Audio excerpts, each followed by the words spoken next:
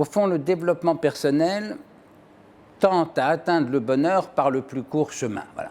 Ce n'est pas en soi du tout condamnable, mais la philosophie n'est pas d'abord une quête du bonheur. Elle est d'abord une quête de la vérité, bien sûr. Je dis souvent que si le philosophe a le choix entre une vérité et un bonheur, il n'est philosophe qu'en tant qu'il choisit la vérité. Mieux vaut une vraie tristesse qu'une fausse joie. Et je me souviens d'un débat à la télévision, lors de je ne sais plus quelle émission, avec mon ami Christophe André, justement, et j'avais dit ça. Mieux vaut une vraie tristesse qu'une fausse joie. Et Christophe, un peu gêné, me dit sur le plateau, pour le thérapeute que je suis, c'est un peu différent.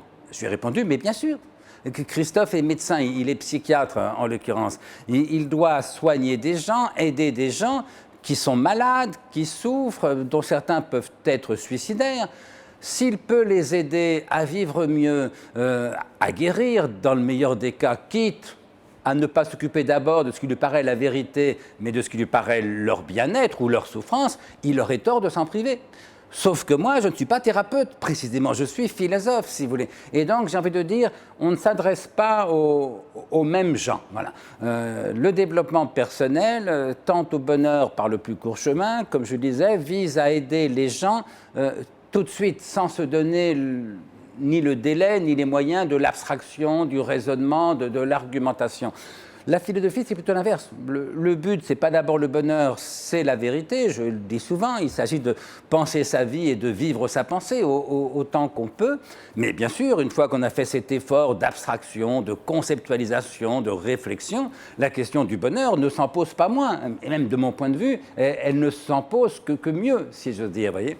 Mais c'est vrai que du coup, un certain nombre de mes collègues, un peu agacés par le succès des autres, notamment le succès considérable des 4 auteurs que je viens de citer, Alexandre Jolien, Mathieu Ricard, Christophe André, etc., Frédéric Lenoir, certains de mes collègues philosophes agacés par le succès de gens qui pour certains n'ont jamais été philosophes et d'ailleurs ne prétendent pas l'être, qui pour d'autres le sont à leur façon, mais sans beaucoup de titres universitaires.